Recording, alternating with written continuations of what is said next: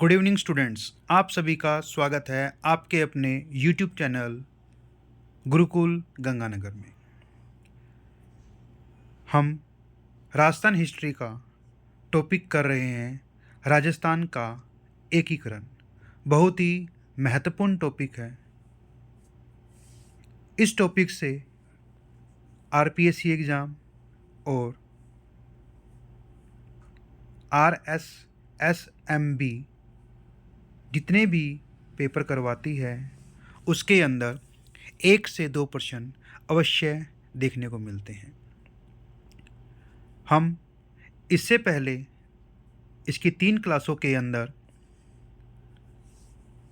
Best trick के माध्यम से राजस्थान के एकीकरण के सभी चरणों के बारे में अच्छे से पढ़ चुके हैं। इनकी स्थापना वर्ष को, राज प्रमुख को और इनके प्रधानमंत्री और उद्घाटनकर्ता को। चलिए आज की क्लास शुरू करते हैं और कुछ महत्वपूर्ण तथ्यों के बारे में पढ़ते हैं। ये हमारी ट्रिक थी, मम्मी पापा सहित विवाह में सारे राजी आज। इस ट्रिक के माध्यम से हमने इसके सभी 7 चरणों के बारे में हमने इसके स्थापना वर्ष को याद किया था और साथ में इनके नाम को। ये हम पिछली 3 क्लासों में पढ़ चुके हैं। आज इसके महत्वपूर्ण टॉपिक के बारे में बात करते हैं। सत्यनारायण राव समिति की सिफारिश पर वितरित विभाग। पी सत्यनारायण राव समिति की सिफारिश पर कुछ विभाग बनाए गए, जिसमें राजधानी दिया गया जयपुर को। आज भी हमारी राजधानी जयपुर है। वन व सहकारिता विभाग कोटा, न्याय विभाग जोधपुर, शिक्षा विभाग बीकानेर। आज भी हम MGSU यूनिवर्सिटी, महाराजा गंगा सिंह यूनिवर्सिटी, जो राजस्थान के लगभग सभी डिस्ट्रिक्ट में पाई जा रही है। हमारा जितना भी शिक्षा का विभाग है, शिक्षा के काम होते हैं, वो बीकानेर संभाग के अंतर्गत आते हैं। कृषि विभाग भरतपुर और खनन विभाग उदयपुर। कुछ हमें एज इट इज़ याद करने हैं, कुछ की ट्रिक मैं बता देता हूँ। खनन करना है, किसी फैक्ट्री में काम करना है या कोयले की माइंस में काम करना है तो उदय होते ही काम शुरू हो जाते हैं और संध्या होते ही काम बंद हो जाते हैं। माइंस में काम करना है तो उदय, सूरज की रोशनी में काम होता है तो उदयपुर। भारत के सभी लोग कृषि पे निर्भर करते हैं। भारत के सभी लोग, भारत के सभी गांव कृषि पर निर्भर करते हैं। हम कोट पहनकर वन में जाते हैं। हम कोट पहनकर वन में जाते हैं। शिक्षा विभाग हमें पता ही है, राजधानी हम जानते ही हैं। और न्याय विभाग, न्याय कौन करेगा? जो लीडर होगा, योद्धा होगा, वही न्याय कर सकता है। डरपोक आदमी न्याय नहीं कर सकता। अगला महत्वपूर्ण बिंदु है सिरोही रियासत का विलय 2 बार हुआ, एक छठा चरण, 7वां चरण। छठे चरण में सभी सिरोही के भूभाग को एकीकरण में सम्मिलित कर लिया गया, परंतु आबू और दिलवाड़ा को छोड़कर। आबू दिलवाड़ा 7वें चरण में एकीकरण में आए और राव चंद्रवीर सिंह रावल बांसवाड़ा के थे। इन्होंने जब राजस्थान के एकीकरण पर हस्ताक्षर किए, इन्होंने कहा मैं अपने डेथ वारंट पर हस्ताक्षर कर रहा हूँ। चंद्रवीर सिंह रावल बांसवाड़ा, डेथ वारंट याद करने की ट्रिक है। जब कोई आदमी मरता है तो उसके बांस के या लकड़ी के डंडों पे सुलाया जाता है। तो डेथ वारंट की बात आएगी तो बांस के डंडे। बांसवाड़ा का राजा कौन था? चंद्रवीर सिंह रावल।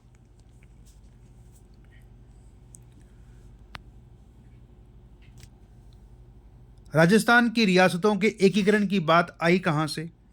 सर्वप्रथम ये बात किसने कही, कौन से सन में कही? 1938 ईस्वी में राजस्थान की रियासतों के एकीकरण व समूहीकरण का प्रश्न उठाया लॉर्ड लिनलिथांको। ये आरएएस के अंदर प्रश्न आ चुका है। लॉर्ड लिनलिथांको ने राजस्थान की रियासतों के एकीकरण व समूहीकरण का प्रश्न उठाया सन 1938 ईस्वी में। जोधपुर के राजा ने जब एकीकरण के विलय पत्र पर हस्ताक्षर किए तब आज़ादी के समय वाली पगड़ी पहनी थी। माउंट आबू मतलब सिरोही, राजस्थान राज्य के विलय में महत्वपूर्ण योगदान गोकुल भाई भट्ट।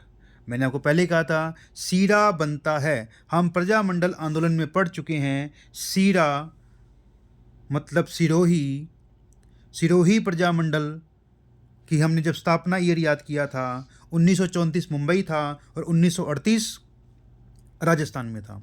सीरा गाय के दूध से बनता है, तो गोकुल भाई भट्ट का जो संबंध है वो सिरोही से है और सिरोही में ही हमारा माउंट आबू आता है। तो माउंट आबू के राजस्थान राज्य के विलय में महत्वपूर्ण योगदान गोकुल भाई भट्ट का है।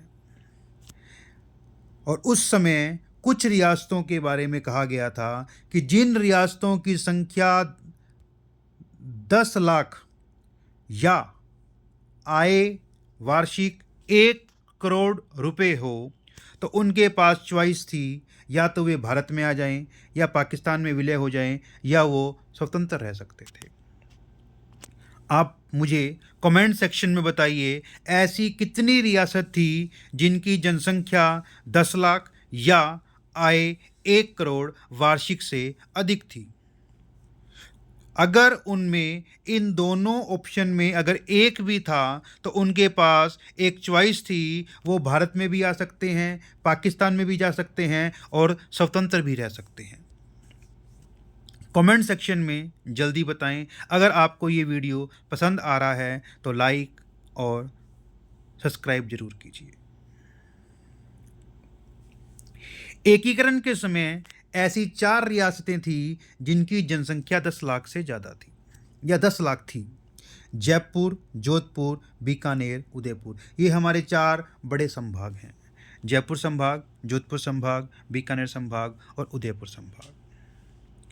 जोधपुर के वे महाराज जो अपने राज्य को स्वतंत्र अस्तित्व में रखना चाहते थे, ऐसे कौन सी रियासत थी जो अपने राज्य को स्वतंत्र अस्तित्व में रखना चाहते थे? जोधपुर रियासत। और जोधपुर के कौन से राजा थे? हनुमंत भी कहते हैं, हनवंत भी कहते हैं, हनुमंत सिंह। और जो रियासत पाकिस्तान में मिलना चाहती थी वो थी धौलपुर और जैसलमेर। धौलपुर हमारे पूर्वी हिस्सा है और जैसलमेर हमारा पश्चिमी हिस्सा है। ये दोनों ही रियासत पाकिस्तान में विलय होना चाहती थी। ये एग्ज़ाम में प्रश्न आने के पूरे चांस हैं कि ऐसी कौन सी रियासत थी जो पाकिस्तान में विलय होना चाहती थी? धौलपुर और जैसलमेर।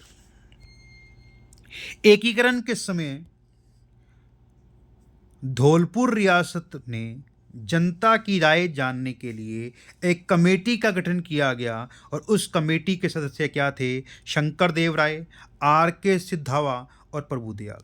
3 सदस्य थे। एकीकरण के समय भरतपुर और धौलपुर, ये 2 रियासत थी। भरतपुर और धौलपुर, इन दोनों रियासत ने अपनी जनता की राय जाननी चाहिए कि हम पाकिस्तान में विलय हों या भारत में।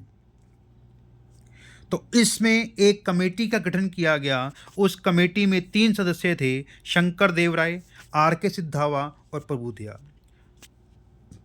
आप चेक करोगे सब देवताओं के नाम हैं। शंकर देवता हैं, प्रभु भी देवता हैं और आर के सिद्धावा सिद्धि विनायक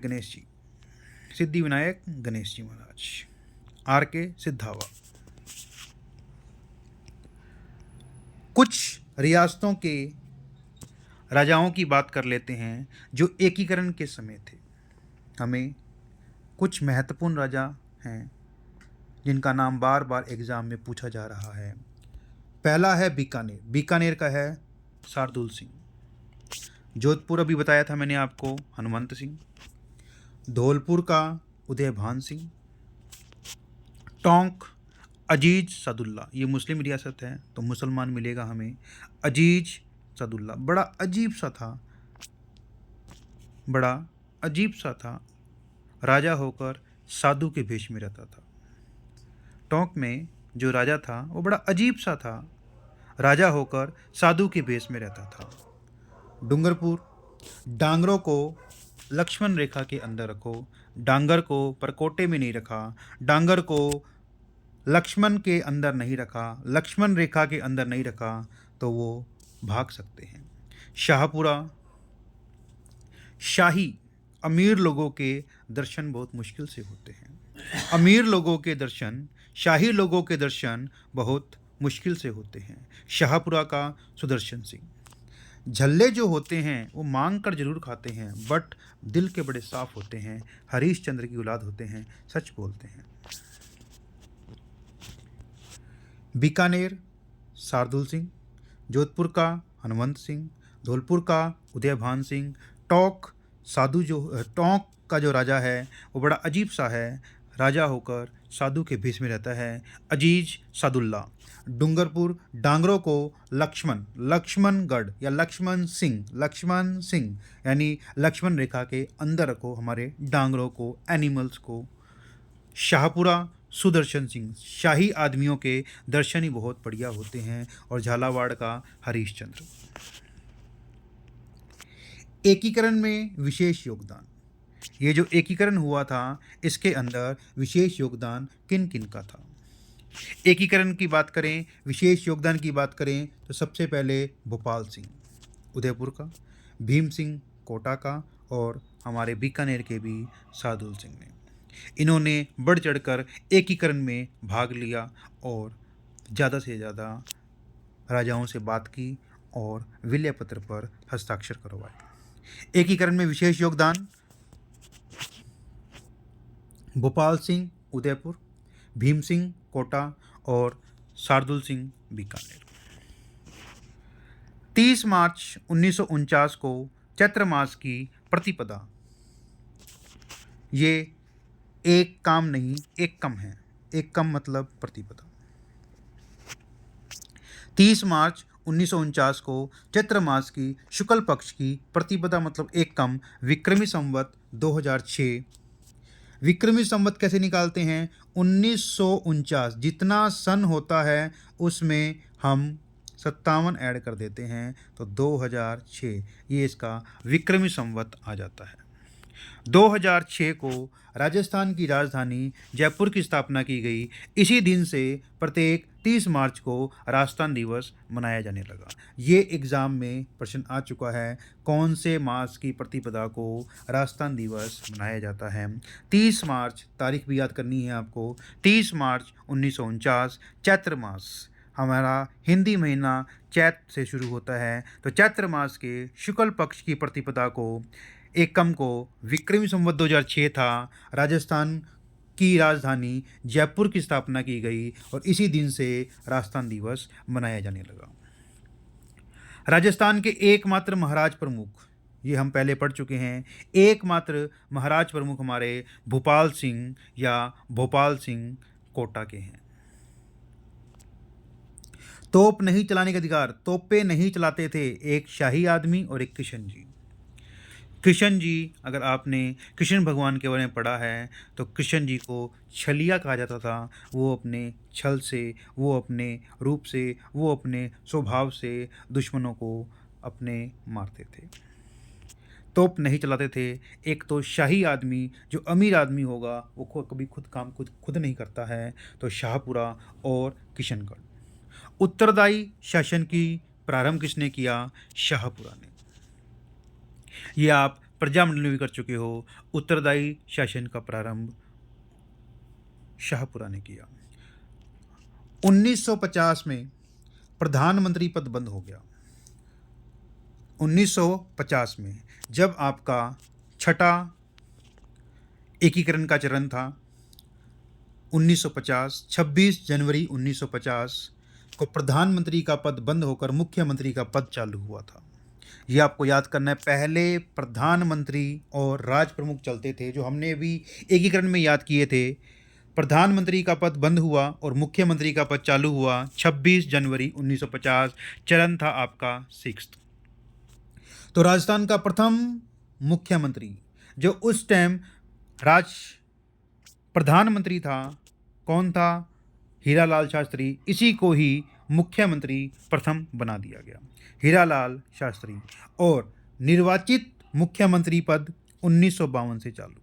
निर्वाचित चुना गया निर्वाचित मुख्यमंत्री पद 1952 से चालू। और राजस्थान का प्रथम निर्वाचित मुख्यमंत्री टीकाराम पालीवाल। टीकाराम पालीवाल। ये एग्जाम में बच्चे भूल जाते हैं कि प्रथम निर्वाचित मुख्यमंत्री हीरालाल शास्त्री को कराते हैं। हीरालाल शास्त्री प्रधानमंत्री पद बंद होने पर उस टाइम जो प्रधानमंत्री थे उनको मुख्यमंत्री बना दिया गया था, परंतु 1952 में प्रथम निर्वाचित मुख्यमंत्री पद आया था और राजस्थान का प्रथम निर्वाचित मुख्यमंत्री टीकाराम पालीवाल। और जो 7वां चरण था उसके अंदर राज प्रमुख, ये आपको पता होना चाहिए, प्रधानमंत्री छोटा पद है और राज प्रमुख का पद बड़ा होता है। सीएम छोटे होते हैं और गवर्नर बड़े होते हैं। तो राज प्रमुख का पद बंद हुआ और राज्यपाल का पद अस्तित्व में आया। उस टाइम जो 7वें चरण में राज प्रमुख थे वो गुरमुख निहाल सिंह थे, उन्हीं को ही राजस्थान का प्रथम राज्यपाल बना लिया गया। और 1 नवंबर 1956 को ही सभी श्रेणियां ए बी सी डी खत्म कर दी गई। कौन सा संविधान संशोधन था? 7वां चरण था। तो संविधान संशोधन भी कौन सा था? 7th। 7वां चरण, 7वां संविधान संशोधन। केंद्र शासित प्रदेश, जो हमारा केंद्र शासित प्रदेश था वो था अजमेर मेरवाड़ा। वो सी श्रेणी का था। अजमेर मेरवाड़ा राजस्थान में एक केंद्र शासित प्रदेश, अलग ही कैपिटल के रूप में जाना जाता था। ये एक सी श्रेणी का प्रदेश था। अजमेर मेरवाड़ा ने अपनी एक अलग सभा बनाई जिसका नाम था धारा सभा, जिसमें 30 सदस्य थे और मुख्यमंत्री था हरिभाऊ उपाध्याय। इसका मुख्यमंत्री कौन था? हरिभाऊ उपाध्याय। विधानसभा में कुल 160 सदस्य थे। प्रथम चुनाव 1952 में हुआ। प्रथम विधानसभा गठन, पहले गठन होता है फिर बैठक होती है। पहले सदस्य चुने जाएंगे, उसके बाद सदस्य होंगे, तभी तो बैठक होगी। तो 29 फरवरी 1952 और 29 मार्च 1952। 29 फरवरी 1952 को गठन हुआ और 29 मार्च 1952 को बैठक हुई। एकीकरण के समय कोई पूछ ले 1956 में कुल कितनी सीटें थी? 160 तो थी। 1952 में 160 थी। जब धारा सभा को समाप्त किया गया 7वें संविधान संशोधन के द्वारा, तो इसकी जो 30 सीटें थी वो भी जोड़ ली गई, टोटल 190 सीटें हो गई। 1956 के बाद 1977 इसमें 10 सीटें और जोड़ दी गई, 200। और वर्तमान में राजस्थान के विधानसभा की कुल सीट 200 है। वर्तमान में विधानसभा की कुल सीट 200 है। एग्जाम में ये क्वेश्चन इस बार के आरपीएससी सेकंड ग्रेड में क्वेश्चन हरिभाऊ उपाध्याय और धारा सभा से पूछा गया था। चुनाव भी याद करने हैं। 1952 हमारे राजस्थान में प्रथम चुनाव हुए थे और सीटें भी याद करनी हैं। पहले 1952 में 160 सीटें थी। उसके बाद 7वें चरण या 7वें संविधान संशोधन के द्वारा 190 सीटें होगी। इसमें धारा सभा को भी इंक्लूड कर लिया गया और 1977 में 10 सीटें और आकर 200 सीटें पूरी हो गई। ये था हमारा राजस्थान हिस्ट्री का एक प्रमुख बिंदु, प्रमुख चैप्टर, राजस्थान का एकीकरण। आई होप आपको ये वीडियो अच्छे से समझ आ गई होगी। मैं इस टॉपिक की पिछली 3 क्लासों का लिंक डिस्क्रिप्शन बॉक्स में मेंशन कर दूंगा। आप अच्छे से लिख लिख के पढ़ाई करें और हमारे चैनल्स को लाइक, सब्सक्राइब और कमेंट सेक्शन में इसका रिव्यू ज़रूर दें। Thank you so much.